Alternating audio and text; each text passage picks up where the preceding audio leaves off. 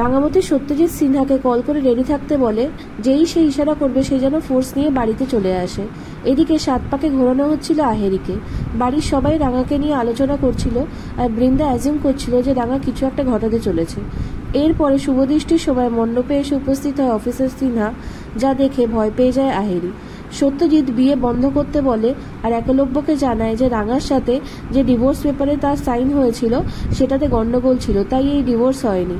এরপরে এক এক করে সত্যজিৎ সবার সামনে আহিরির কুকীর্তিগুলো তুলে ধরতে থাকে, যে সে কিভাবে রাঙাকে বারবার অ্যাটাক করেছিল। হোলির দিন জলে চুবিয়ে মারার চেষ্টা করেছিল রাঙাকে।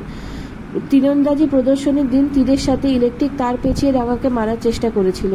জোনাল চ্যাম্পিয়নশিপের দিনকে নিশাকে হায়ার করে রাঙাকে খুনের চেষ্টা করা, সব ঘটনা তুলে ধরে, যা শুনে একলব্যের পায়ের তলা থেকে মাটি সরে যায়। সত্যজিৎ এও জানায় যে বিমান পরিষেবার সাথে যুক্ত থাকার ফলে কাজের আড়ালে হিরে পাচার করতে আহেরি। যেদিন ধরা পড়েছিল সেদিন হিরেগুলো রাঙার ব্যাগে লুকিয়ে রেখে ওকে ফাঁসাতে চেয়েছিল। আহেরির বাবা বলে যে আমার মেয়ে এরকম করতেই পারে না, ওকে ফাঁসানো হচ্ছে। এদিকে রাঙা প্রবীতার হাত ধরে বুক ভরা সাহস নিয়ে মণ্ডপের দিকে আসছিল। সত্যজিৎ রাজেন্দ্র স্যান্ডালকে নিয়ে আসে আর রাজেন্দ্র স্যান্ডালও স্বীকার করে যে সে আহেরির সাথে যুক্ত হিরে স্মাগলিংয়ের জন্য। লাখ লাখ টাকা দিত সে আহেরিকে, সেই টাকা দিয়ে প্রচুর লাক্সারিয়াস লাইফ লিড করতো আহেরি। এরপরে সেখানে রাঙামতি আসে আর আহেরির দিকে একটা তীর উঁচিয়ে দেখায় যাতে ঝুলছিল পুলিশের হ্যান্ডকাফ।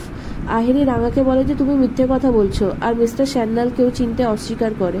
তারপরে সে ক্রমাগত বলতে থাকে যে তার বিরুদ্ধে আনা সব অ্যালিগেশন মিথ্যে আর সকলের কাছে সাহায্যের জন্য যায়, কিন্তু কেউ আহেরির সাহায্য করে না। এরপরে একলব্য রাঙার কাছে আসে আর আহেরির বিরুদ্ধে আনা অ্যালিগেশনের প্রমাণ চায়। রাঙা বলে অবশ্যই প্রমাণ দেবে। এর আগেও সে বহুবার আহেরি কুকীর্তির প্রমাণ জোগাড় করার চেষ্টা করেছিল, কিন্তু আহেরি তা বারবার নষ্ট করে দেয়। চড়কের দিনকে আহেরির স্বীকারোক্তির ভিডিও বানিয়েছিল সে, কিন্তু সেটা চুরি করে নেয় বৃন্দা।